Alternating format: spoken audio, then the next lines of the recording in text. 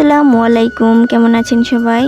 আশা করি যে যেখান থেকে আমার ভিডিও দেখছেন সবাই ভালো আছেন, সুস্থ আছেন। আমরাও আলহামদুলিল্লাহ ভালো আছি। আজকে আপনাদের আর শুভ সকাল জানালাম না, কেননা অনেকটাই দেরি হয়ে গেছে আর এখন প্রায় 10টার মতো বাজে। তো সকালবেলা আমরা রুটি হালুয়া মানে নাস্তা করে নিয়েছি এগুলা দিয়ে। তারপরে কালকে যে ধান শুকাতে দিয়েছিল তো সেইগুলো আবার শুকাতে দিয়েছি, কারণ এক রোদে নাকি ধান শুকালে ধানের চালগুলা ভেঙে যায়। তো যার কারণে আজকে আবারও রোদে দেওয়া হয়েছে। তো দিয়ে তারপরে আমরা এদিকে চলে আসছি আর নিম পাতা পাড়ার জন্য। তো এই নিম পাতা দিয়ে আমরা কি করব সেটা আপনাদের সাথে শেয়ার করব। তো দেশি নিম পাতা পাড়া আর এই ওষুধটা বানানোর জন্য দেশি নিম পাতাই লাগে। আর আজকে আমি একটা ওষুধ বানাবো আর কি, আর এটা আমার আম্মার জন্য। তো সবগুলা মানে অনেকগুলাই নিম পাতা আর কি পাড়া হয়ে গেছে, তো এখন ভিতরে নিয়ে যাচ্ছি। তো আমার ছোটো ভাই এগুলা সবগুলাই পেরে দিছে।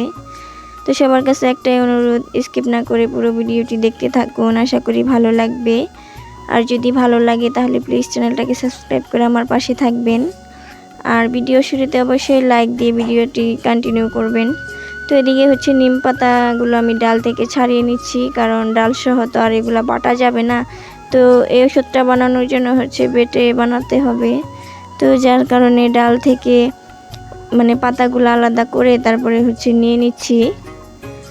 আর এদিকে মনা গাছ থেকে কুমড়া পেড়ে নিয়ে আসছে, জালি কুমড়া। আর এটা আম্মা বুনছিল, তো এই গাছে অনেকগুলাই কুমড়া ধরছে। তো দুপুরে রান্না করবে, তো যার কারণে পেড়ে নিয়ে আসা হলো আর কি। তো এদিকে আমি পাতাগুলো ধুয়ে নিয়ে আসছি, আর ওরা কুমড়া পেড়ে পেয়ারাও পেড়ে নিয়ে আসছে ভর্তা খাওয়ার জন্য। তো এই তো কাঁচা পেয়ারা, একদম দেশি পেয়ারা আমাদের গাছের। আর এইগুলা ধনিয়া পাতা, বিলাতি ধনিয়া পাতা বলে অনেকে। তো এইগুলা দিয়ে ভর্তা খাওয়া হবে আর কি। তো আমরা এভাবে দেশি পেয়ারা পাটায় ছেঁচে তারপরে ভর্তা করে খাই, আর এভাবে খেতে কিন্তু অনেক মজা হয়। তো আমি নিম পাতা এখানে রেখে দিছি, ভর্তা খাওয়া হলে তারপরে আর কি নিম পাতা বাটবো। আর এদিকে আম্মা দুপুরে রান্না করবে, যার কারণে কুমড়াগুলো কেটে নিচ্ছে। তো এখানে ধনিয়া পাতা আর মরিচ বেটে নেওয়া হচ্ছে। তো এইভাবে ভর্তা করে খেতে অনেক বেশি মজা লাগে। তো কে কে খান অবশ্যই আমাকে কমেন্ট করে জানাতে পারেন। তো আসছি পর থেকেই প্রায় প্রতিদিনই এরকম পেয়ারা মাখিয়ে ভর্তা করে খাওয়া হচ্ছে আর কি। তো গাছে অনেকগুলাই পেয়ারা আসছে, আর এগুলো তো দেশি পেয়ারা, যার কারণে ভিতরে অনেক পোকা হয়, মানে পাকা পেয়ারাগুলো খাওয়াই যায় না। তো এরকম ছোট ছোট থাকতে আর কি খেয়ে ফেলতে হয়, তা না হলে একটা পেয়ারাও খাওয়া যায় না।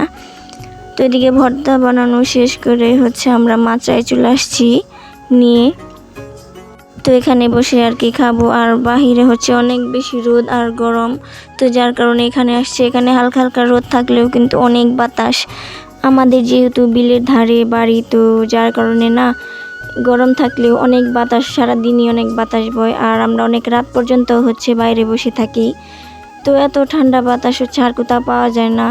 তো আমাদের এই সাইডে অনেক বেশি বাতাস। তো অনেকখান থেকে মানুষ আসে, পাড়ার মানুষ এসে মানে বাতাস খাওয়ার জন্য এখানে বসে থাকে অনেক সময় রাত করে। তো এদিকে ভর্তা খাওয়া শেষ করে এখন নিম পাতা বাটার জন্য বসে পড়েছি। আর এইগুলা বাটতে প্রায় অনেক সময়ই লাগবে, তো যার কারণে আপনাদেরকে একটু অল্প অল্প করে দেখাচ্ছি আর কি। তো এখানে নিম পাতা আর কাঁচা হলুদ বেটে নিয়েছি, তো সেটা আর দেখালাম না, কারণ বাটতে প্রায় 1 ঘন্টা সময় লাগছে। একদম মিহি করে বাটতে হবে, কোনো একটা পাতাও যেন না থাকে সেরকমভাবে।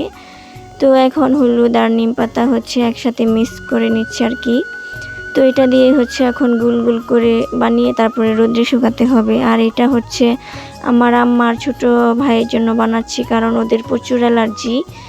তো এটা অ্যালার্জির জন্য অনেক উপকার। প্রতিদিন সকালে খালি পেটে মানে পানি দিয়ে 2-3টা বড়ি এভাবে খেয়ে নিলে তারপরে অনেকটা উপকার হয় আর কি।